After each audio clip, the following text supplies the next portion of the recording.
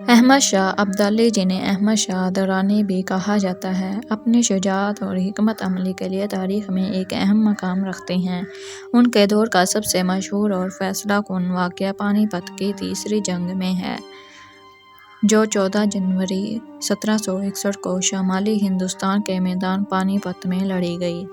یہ جنگ مرہٹہ سلطنت اور احمد شاہ ابدالی کی قیادت میں ایک وسیع اتحاد کے درمیان ہوئی، جس میں نواب شجاع الدولہ، نجیب الدولہ، روہیلہ اور کئی افغان قبائل شامل تھے۔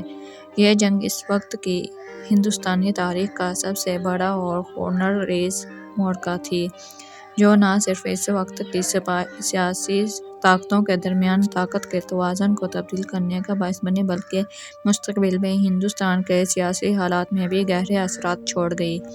مرہٹوں نے مغل سلطنت کی کمزوری کا فائدہ اٹھاتے ہوئے شمالی ہندوستان میں اپنی طاقت کو بڑھانا شروع کر دیا اور دہلی کے تخت پر قبضے کے خواب دیکھ رہے تھے۔ احمد شاہ ابدالی، جو افغانستان میں ایک مضبوط اسلامی سلطنت قائم کر چکے تھے، نے دیکھا کہ مرہٹوں کی یہ وسعت مسلمانوں کے لیے خطرناک ثابت ہو سکتی ہے۔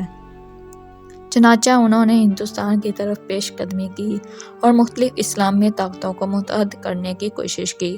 نواب شجاع الدولہ اور نجیب الدولہ روہیلہ جیسے رہنماؤں نے احمد شاہ کی قیادت کو تسلیم کرتے ہوئے اس اتحاد میں شمولیت اختیار کی۔ مرہٹوں کی افواج، جو بڑی تعداد میں تھی، نے دہلی کے قریب ایک مضبوط دفاعی پوزیشن قائم کی۔ ان کے پاس تقریباً 10,000 سپاہی تھے، جن میں اعلیٰ تربیت یافتہ کمانڈرز شامل تھے، لیکن وہ خوراک کی کمی اور اندرونی اختلافات کا شکار تھے، جو ان کی کمزوری کا باعث بنے۔ دوسری طرف احمد شاہ ابدالی کی فوج میں 60,000 سے زائد سپاہی تھے، لیکن ان کے پاس جنگی حکمت عملی، نظر و ضبط اور قیادت کی ایسی صلاحیت تھی کہ جو مرہٹوں کو شکست دینے کے لیے کافی تھی۔ جنگ کا آغاز صبح سویرے ہوا۔ احمد شاہ نے اپنی فوج کو ایک منظم حکمت عملی کے تحت ترتیب دیا، جس میں ہاتھوں، توپوں اور تیر اندازوں کا مؤثر استعمال کیا گیا۔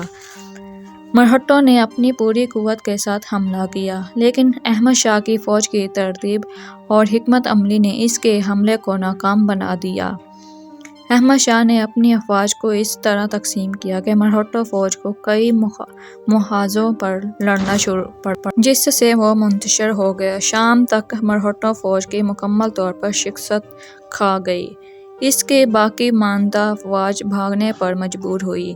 پانی پت کی تیسری جنگ نہ صرف احمد شاہ ابدالی کی ایک شاندار فتح تھی، بلکہ اس نے ہندوستان کی تاریخ کو ہمیشہ کے لیے بدل دیا۔ مرہٹہ سلطنت کی طاقت ٹوٹ گئی اور وہ دوبارہ کبھی اپنے سابقہ شان بحال نہ کر سکے۔ اس جنگ نے شمالی ہندوستان میں مغل اور مسلم ریاستوں کو کچھ وقت کے لیے سکون دیا۔ احمد شاہ نے فتح کے بعد دہلی پر قبضہ کیا، لیکن انہوں نے ہندوستان میں حکومت قائم کرنے کے بجائے افغانستان واپس جانے کا فیصلہ کیا۔ یہ جنگ احمد شاہ ابدالی کی قیادت، حکمت عملی اور اسلامی اتحاد کے ذریعے ایک بڑی طاقت کو شکست دینے کی ایک عظیم مثال ہے، جو آج بھی تاریخ کے صفحات میں زندہ ہے۔